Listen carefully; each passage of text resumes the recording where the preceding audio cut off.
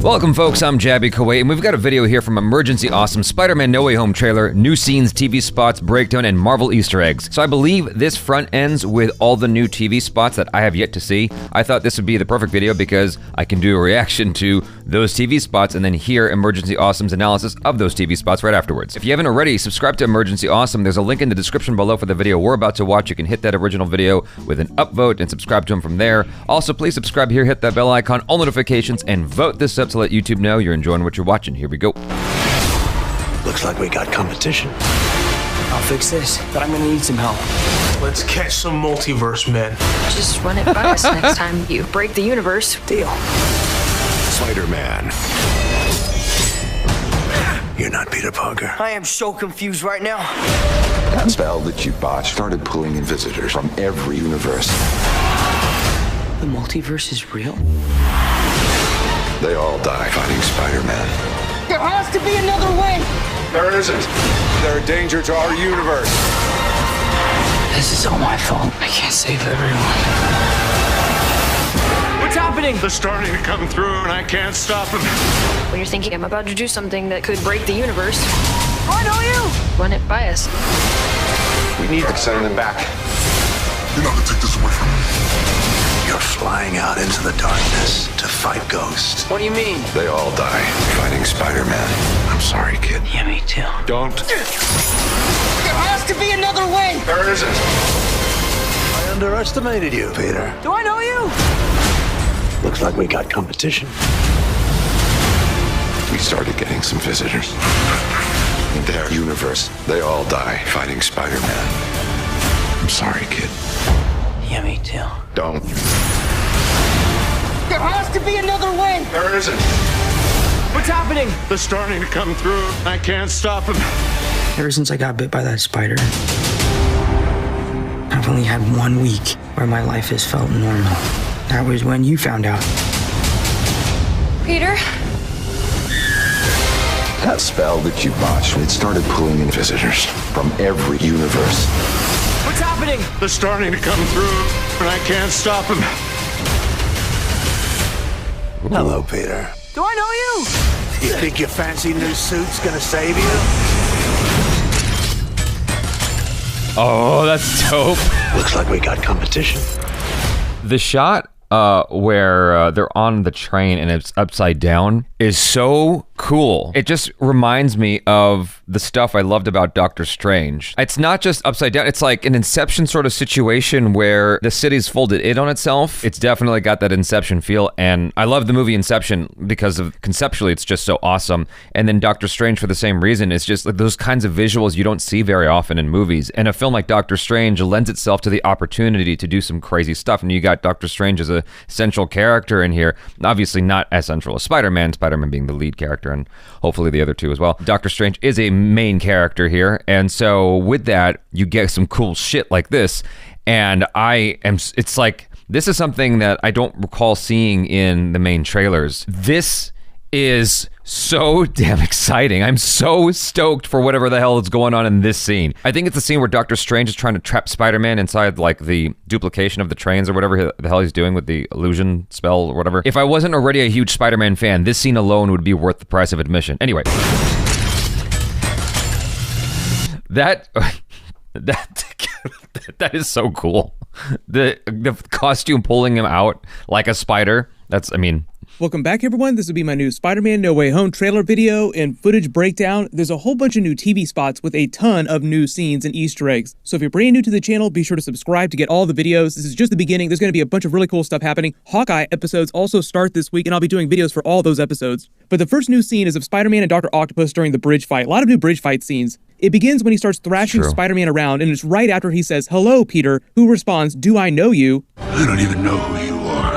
Because remember, Tom Holland's MCU Spider-Man has never seen any version of Dr. Octopus before, not an MCU Dr. Octopus, and certainly not the Dr. Octopus from the Tobey Maguire Spider-Man movie universe. And at this point, Dr. Octopus just assumes that he's fighting Tobey Maguire Spider-Man. He still thinks that he's in his original universe. Because then he says, "You think your fancy new suits are going to stop me," just talking about the Iron Spider suit. Like he still thinks that it's Tobey Maguire underneath the mask. That's why later when Spider-Man takes the mask off, he says, "Wait a minute, you're not Peter Parker." which Spider-Man reacts to by saying, "I am so confused right now," because he has no idea what's going on with the multiverse, the Spider-Verse of it all.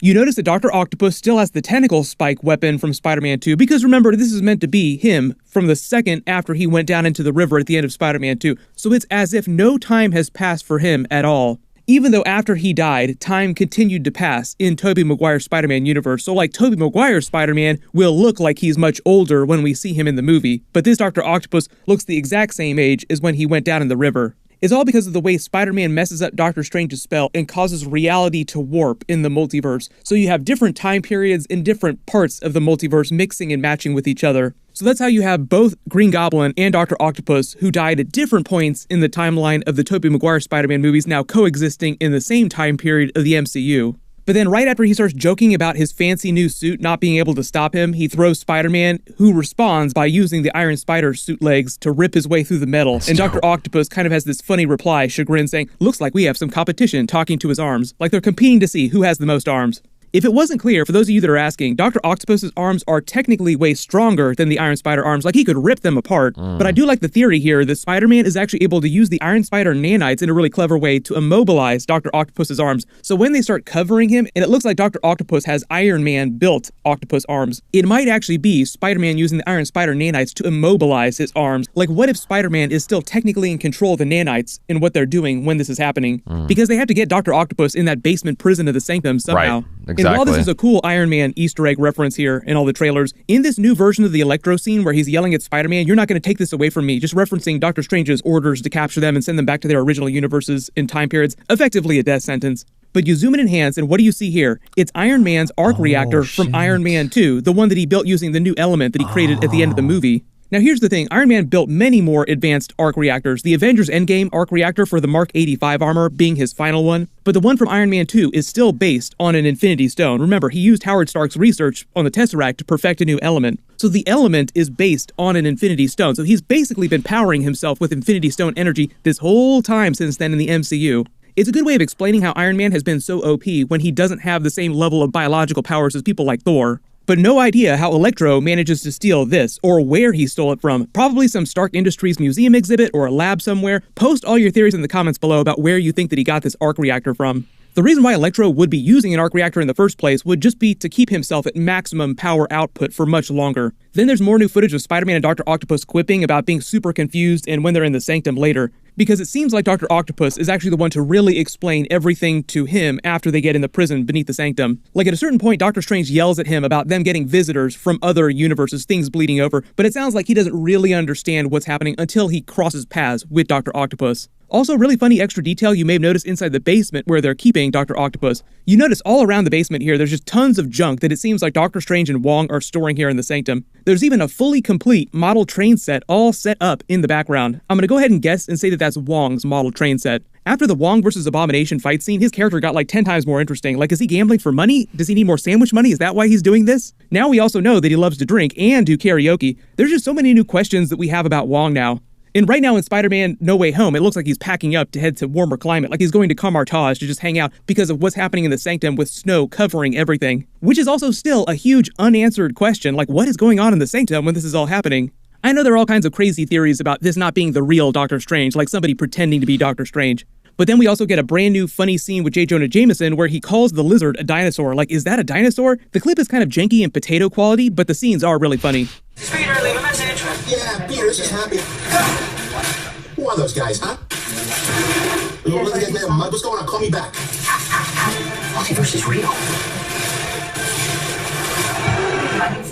Dinosaur? The scene of Happy there yelling at Peter's answering machine is just a callback to Spider-Man Homecoming when they just spent all that time trying to call each other, and Happy just being really pissed off about having to take time to talk to Spider-Man on the phone because he felt like it was a glorified babysitter.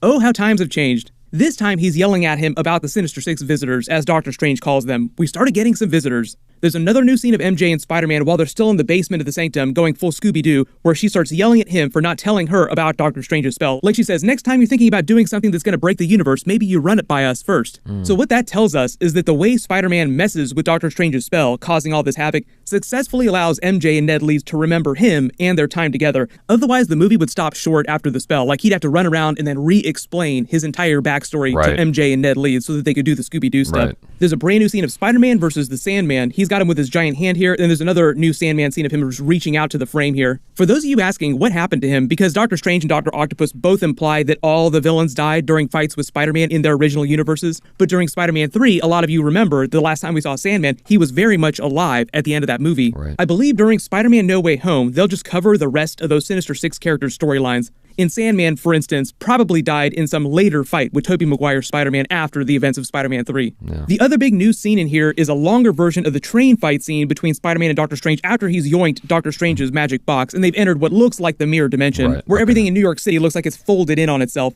It's a slightly different version of what they did during the first Doctor Strange movie when they were running around the warped New York City landscape, and it's basically Doctor Strange using the same trick against Spider-Man that Caecilius was using against Doctor Strange, trying to trap him to keep him from running away, because Doctor Strange is trying to trap Spider-Man to get the box back. There's also another scene with a much better look at the New York City Post newspaper at the beginning of the trailer about his spider minions. You can clearly see they parodied MJ and Ned Leeds like he's manipulating them as if they are literally his minions. Probably because everybody in New York City just sees them walking around with Peter all the time. The reason why it's not a Daily Bugle newspaper is because in the MCU, the Daily Bugle in present day isn't a newspaper anymore. It's evolved into this big TV, online news network, so there's no print publishing arm of the Daily Bugle anymore. It's all video, blogs, radio, podcasts. Like you can see the Daily Bugle news trucks around J. Jonah Jameson in all these scenes here outside. But if you spotted any other Easter eggs in this new footage that I didn't talk about during the video, just write them below in the comments. We'll get more trailers as we get closer to the movie coming out, so we'll get some more clues about what's going on with the Spider-Verse of it all. At the rate they're going, with any luck, we'll also see some more weird scenes where it looks like they're trying to manipulate footage to remove other versions of Spider-Man, like that weird Andrew Garfield lizard scene. He moves right there! Coincidence? I think not! I thought that was really cool to have all that stuff pointed out. I really like the new things that they were showing in the trailers. One thing that makes me really happy about the teasers is that they're not spilling out a whole bunch of extra stuff, because that's the tendency to happen with these things, is where you have a trailer, and it's like they do a pretty good job of not showing you too much, and then the teasers start popping out, the TV spots, and it just starts like giving a whole bunch of stuff away, and it's like, no, like, I haven't had a chance to watch the damn movie yet. And so thankfully what they're doing is just putting a little bit extra. They're more like really condensed versions of the trailer with like a snippet here and there extra, just a couple of little bits more to wet the palate even further. That makes me happy, because I hope, what I keep hoping is that a lot is being reserved for the final viewing experience of the movie. Like when you actually get to watch it, there's a lot that has not been revealed yet in these trailers or TV spots. That's my hope. I read a comment somewhere that someone was saying, you know, this is not Disney, Marvel, this is Sony, and so you shouldn't have that kind of expectation. It's not going to be treated with the same, I guess, delicacy or reservation. I don't know. But I am holding out hope that we haven't seen most of the movie yet, and that there are still some really big reveals besides the obvious one, which is Tobey and Andrew. I didn't even catch that little tidbit about the newspaper. I thought that was cool. That's an interesting angle I hadn't even considered in watching these trailers and TV spots, which is MJ and Ned are just as famous and probably talked about as Peter Parker and Spider-Man. Like, who are these two people? And it begs the question of, are they being harassed just as much? Are they being bothered? Is it more of just like, we keep seeing these people. That's his entourage.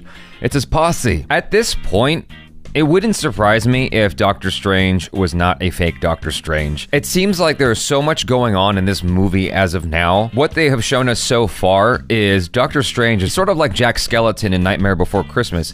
He messed up, and from Doctor Strange's perspective, he's just trying to put everything back the way it was before he interfered at all. This doesn't strike me so far as an introduction for Mephisto.